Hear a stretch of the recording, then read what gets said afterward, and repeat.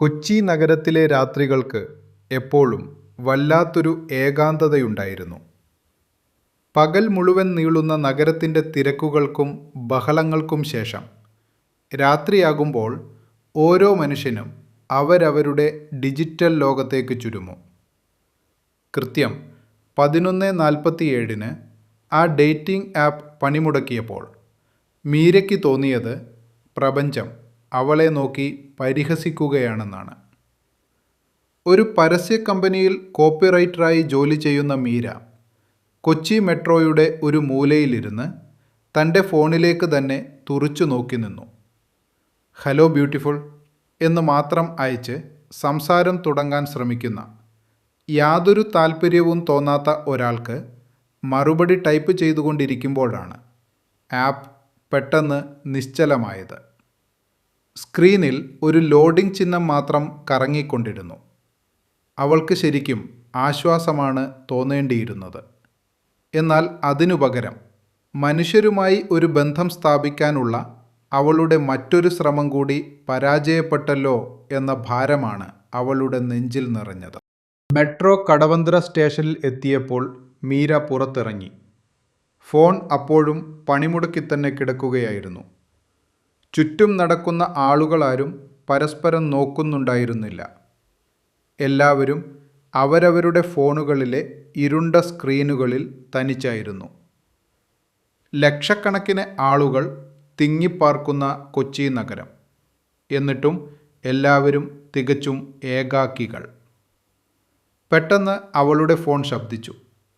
Dating app ആയിരുന്നില്ല.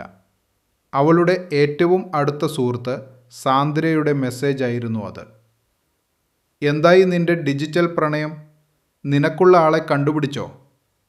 മീര പെട്ടെന്ന് തന്നെ മറുപടി ടൈപ്പ് ചെയ്തു. ആപ്പ് പണിമുടക്കി.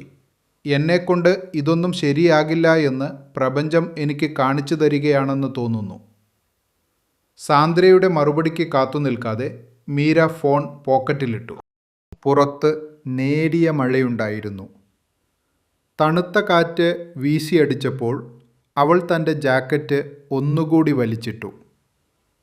പനമ്പള്ളി നഗറിലുള്ള അവളുടെ ഫ്ലാറ്റിലേക്കുള്ള വഴിയിലൂടെ നടക്കുമ്പോൾ നാളത്തെ മീറ്റിംഗിൽ അവതരിപ്പിക്കേണ്ട ഒരു ഓർഗാനിക് ഡിയോഡറൻറ്റിൻ്റെ പരസ്യവാചകങ്ങളെക്കുറിച്ചായിരുന്നു അവളുടെ ചിന്ത.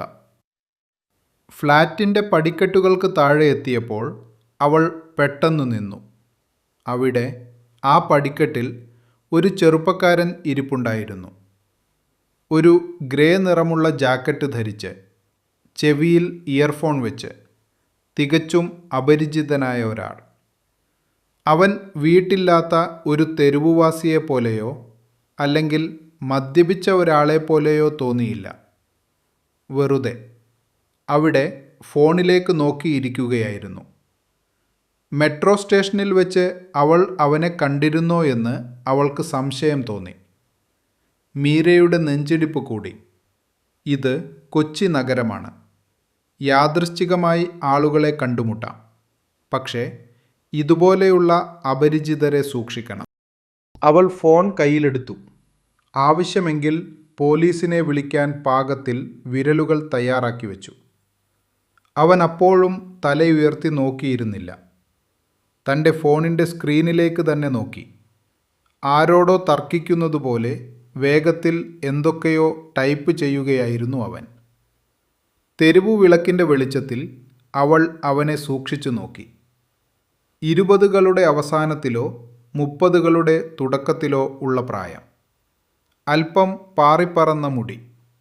ഒറ്റനോട്ടത്തിൽ തന്നെ ഒരു എഴുത്തുകാരനോ അല്ലെങ്കിൽ ചിന്തകനോ ആണെന്ന് തോന്നിക്കുന്ന ഒരു മുഖം. അവൻ തീർച്ചയായും ഒരു മോഷ്ടാവല്ല എന്ന് മീരയുടെ മനസ്സു പറഞ്ഞു. Excuse me. പടിക്കെട്ടിൻ്റെ താഴെ നിന്നുകൊണ്ട് മീര വിളിച്ചു. അവൻ കേട്ടില്ല. ഇയർഫോൺ വെച്ചിരിക്കുകയായിരുന്നു അവൻ.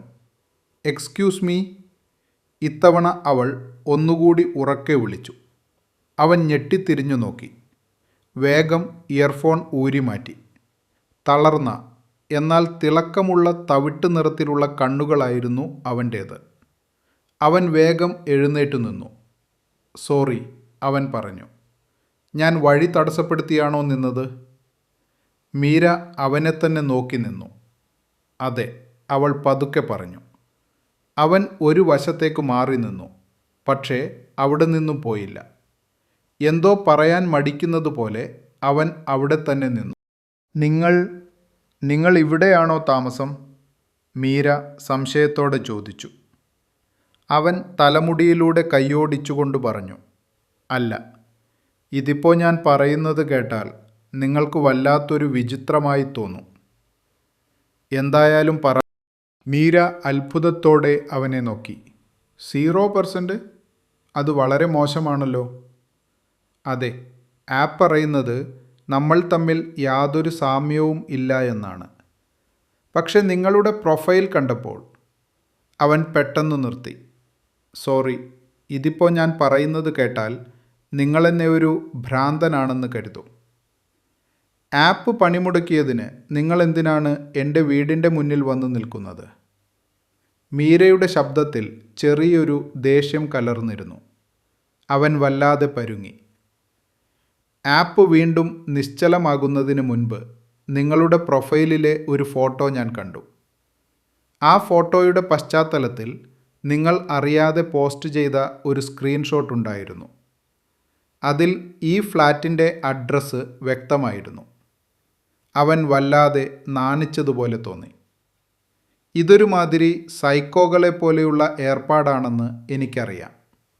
അതെ, നിങ്ങളൊരു സ്റ്റോക്കറെ പോലെയാണ് ഇപ്പോൾ പെരുമാറുന്നത്, മീര മുഖത്തടിച്ചതുപോലെ പറഞ്ഞു. സത്യമായിട്ടും ഞാൻ അങ്ങനെ ഒരാളല്ല, അവൻ പെട്ടെന്ന് പറഞ്ഞു. എനിക്ക് 30 വയസ്സായി. ഇതുവരെ 17 വ്യത്യസ്ത ഡേറ്റിംഗ് ആപ്പുകളിൽ ഞാൻ അക്കൗണ്ട് ഉണ്ടാക്കിയിട്ടുണ്ട്. അവിടെയൊന്നും എനിക്ക് ഇതുപോലൊരു തോന്നലുണ്ടായിട്ടില്ല. നമ്മൾ തമ്മിൽ യാതൊരു പൊരുത്തവുമില്ലെന്ന് ആപ്പ് പറയുന്നു. എന്നിട്ടും നിങ്ങളെ നേരിൽ കാണണമെന്ന് എനിക്ക് തോന്നി. നിങ്ങളിതൊക്കെ കേട്ട് എന്നെ ഒരു ഭ്രാന്തനായിട്ടായിരിക്കും കാണുന്നത്. മീരയുടെ കയ്യിൽ ഫോൺ അപ്പോഴും ഇറുക്കി പിടിച്ചിരുന്നു. ഡേറ്റിംഗ് ആപ്പ് അപ്പോഴും പണിമുടക്കി തന്നെ കിടക്കുകയാണ്. അവൾക്ക് വേണമെങ്കിൽ വേഗം അകത്ത് കയറി വാതിലടക്കാം. ഈ അപരിചിതനെ അവളുടെ ജീവിതത്തിൽ നിന്ന് എന്നേക്കുമായി ബ്ലോക്ക് ചെയ്യാം. കൂട്ടുകാരുടെ മുന്നിൽ വെച്ച് പറയാൻ പറ്റിയ ഒരു തമാശ കഥയായി ഇതിനെ മാറ്റാം. എന്നാൽ അതിനു പകരം അവൾ പോലും അറിയാതെ അവൾ ചോദിച്ചു, നിങ്ങളുടെ പേരെന്താണ്? അവൻ തൻ്റെ ഫോണിലേക്ക് നോക്കി, പിന്നെ അവളെയും. ഭൂമിയൊന്ന് കറങ്ങിത്തിരിഞ്ഞതുപോലെ അവൾക്ക് തോന്നി. എൻ്റെ പേര് ആനന്ദ് കൃഷ്ണൻ, അവൻ പറഞ്ഞു. ഞാൻ മീര, അവൾ മറുപടി നൽകി. കൃത്യം 3 സെക്കൻഡ് നേരത്തേക്ക് അവർ രണ്ടുപേരും ഒന്നും മിണ്ടിയില്ല. ചുറ്റും വീഴുന്ന മഴത്തുള്ളികളുടെ ശബ്ദം മാത്രം. പിന്നെ ആനന്ദ് പതുക്കെ ചിരിച്ചു. ഇതൊരു വല്ലാത്ത അവസ്ഥയാണല്ലേ? അതെ, മീര പതുക്കെ സമ്മതിച്ചു. വളരെ മോശം. കാറ്റ് വീശിയടിച്ചപ്പോൾ അടുത്തുള്ള ഏതോ തട്ടുകടയിൽ നിന്നുള്ള ഭക്ഷണത്തിൻ്റെ മണം അവരുടെ അടുത്തേക്ക് വന്നു. മഴ വീണ്ടും കനക്കാൻ തുടങ്ങി. മീരയുടെ തലച്ചോർ അവളോട് ഉറക്കെ പറയുന്നുണ്ടായിരുന്നു, ഈ മനുഷ്യനെ അവഗണിച്ച് വേഗം അകത്തേക്ക് കയറിപ്പോകാൻ. എന്നാൽ അവളുടെ ഉള്ളിലെ ഏകാന്തത, ഇത്രയും കാലം ഡേറ്റിംഗ് ആപ്പുകളിൽ ഒരു യഥാർത്ഥ പ്രണയത്തിനായി തിരഞ്ഞുകൊണ്ടിരുന്ന ആ മനസ്സ് അവളോട് മറ്റെന്തോ ആണ് പറഞ്ഞത്.